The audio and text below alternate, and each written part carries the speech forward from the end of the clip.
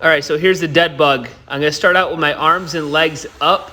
My low back is flat on the ground. My rib cage is down. I'm trying to contract my abs as much as I possibly can. Now, from here, I'm extending out opposite arm, opposite leg. And as I extend out, I'm exhaling as forcefully as possible, like I'm trying to fill up a balloon with one breath. And as I'm doing that, I'm gonna maintain my lower back on the floor, trying to crush it onto the ground the whole time.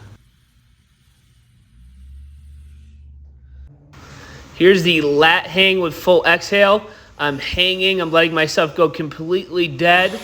I'm gonna inhale and I'm forcefully exhaling as much as I can. When I exhale as much as possible, you should feel your abs contract hard, and you should feel a much deeper stretch in your pecs and lats when you do this. Again, when you exhale, you're trying to get everything out, like you're trying to blow out a candle that's a yard away.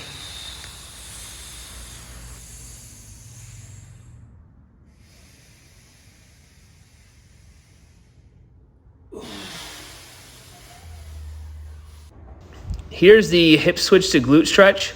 So I'm gonna start out in a 90-90 position with my knees and my hips.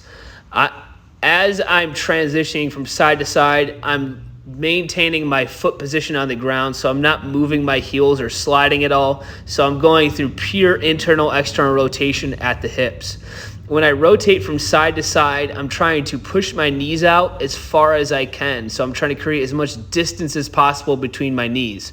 When I get to the other side, I'm gonna lean in for a stretch like I'm trying to put my nose on my calf muscle, so like I'm trying to smell my calf.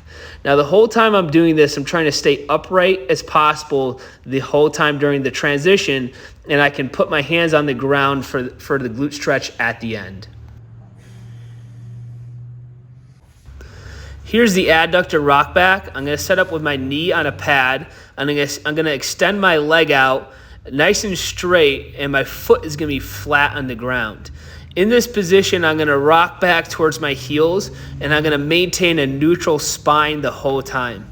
When I switch to the other side, I'll show you a much better angle in which you can actually see my back, but the whole time I'm rocking back, I'm trying to bring my butt to my heel, and I'm keeping my spine neutral.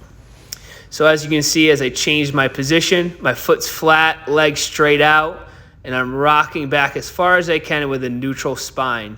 Only go as far back as you can when you can maintain a neutral spine.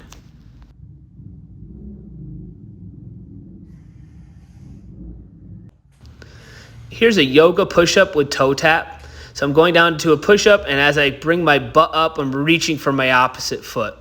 As I come down into a push-up position and I reach for my opposite foot, the hand that's on the ground is pushing away to try to leverage myself into that position in which I can touch my toe.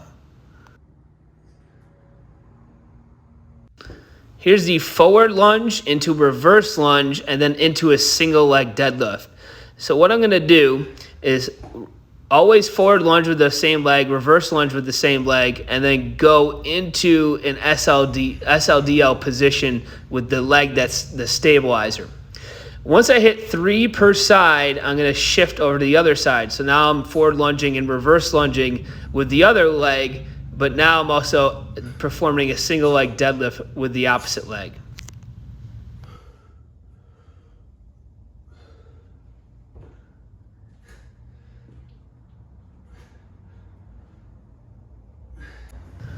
Here's a super slow goblet squat. A super slow squat, I'm gonna go slow on the way down and slow on the way up. So I'm keeping a constant pace of about 3 to 4 seconds on the way down and up. The whole time I'm just trying to focus on performing the best looking squat I can possibly perform and maintaining my position all the way throughout.